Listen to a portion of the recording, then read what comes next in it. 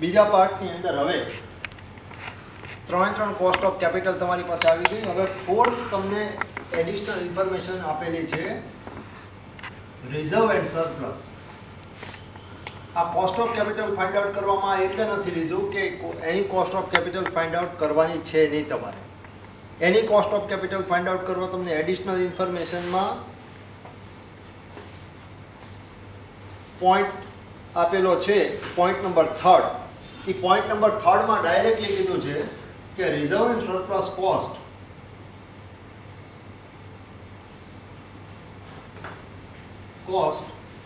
is 4% less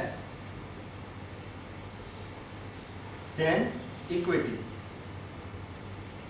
એટલે આમાંથી તમારે 4% લેસ કરી નાખો એટલે સીધા 10% તમને રિઝર્વ એન્ડ સરપ્લસની કોસ્ટ આવી જાય. એને કોઈ ફોર્મ્યુલા છે નહીં, રિટેન અર્નિંગની ફોર્મ્યુલા છે એ આપણે સમ લઈ લીધેલા છે. એટલે હવે તમારી પાસે ચારે ચારની બુક વેલ્યુ તમને આપેલી છે.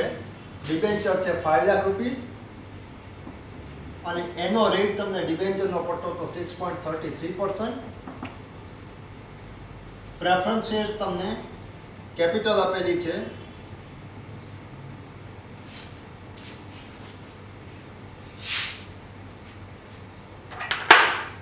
ડિબેન્ચર છે તમારા 16 લાખ. પ્રેફરન્સ શેર્સ તમારા છે 5 લાખ. એની cost of capital 12.58%. Third equity share છે 20 લાખ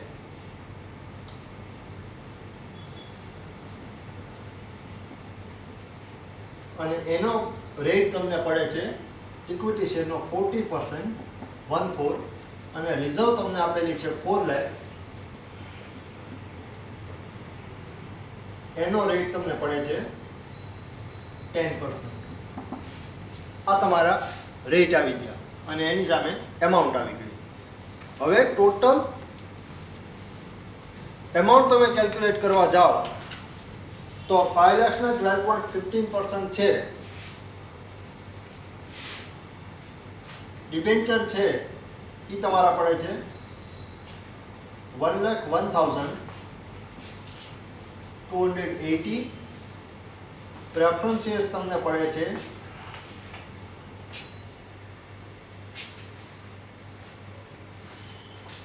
62,900. 20 લાખના 14% એટલે કે 1/4 એ તમને પડે છે 2,80,000 અને રિઝર્વ એન્ડ સરપ્લસ 4 લાખ છે એ 40,000. આ તમારી total cost of capital amount અને ટોટલ કેપિટલ એમાઉન્ટ આવી ગઈ. Now weighted average cost of capital is equal to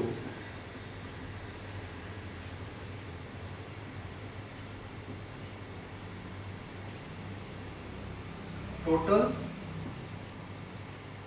cost of capital amount divided by total capital amount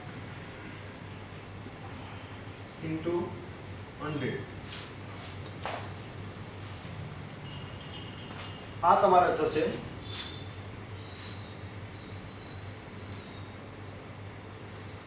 45 lakhs અને આ તમારી અમાઉન્ટ થશે 4,84,180.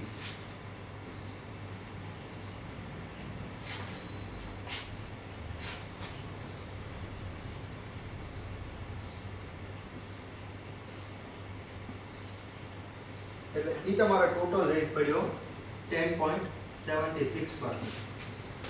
10.76% એઝ પર બુક વેલ્યુ તમારી cost of capital આવી. Now cost of capital as per market value.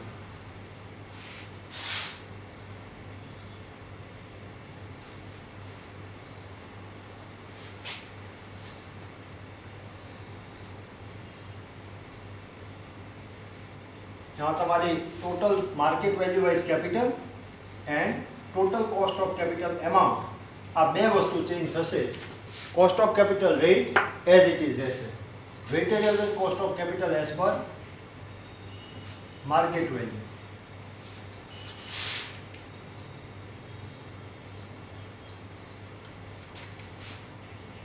અહીંયા market value. Now debenture કેટલી છે? 17,60,000.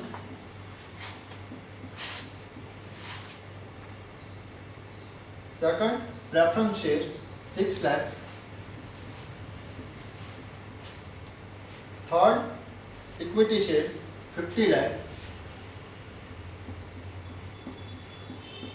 And fourth, reserve and surplus 4 lakhs. Reserve and surplus ની amount બંનેમાં સેમ રહે છે, એમાં કોઈ ચેન્જ થતો નથી. Now, cost of capital amount 17,60,000 ના 6.33% તમારે થાય 1,11,408.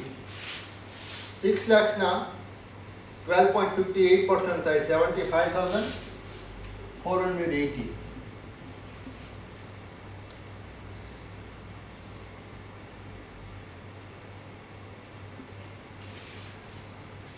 $50 lakhs ના 14% થાય 7 lakhs. And 4 lakhs na 10%, 40,000.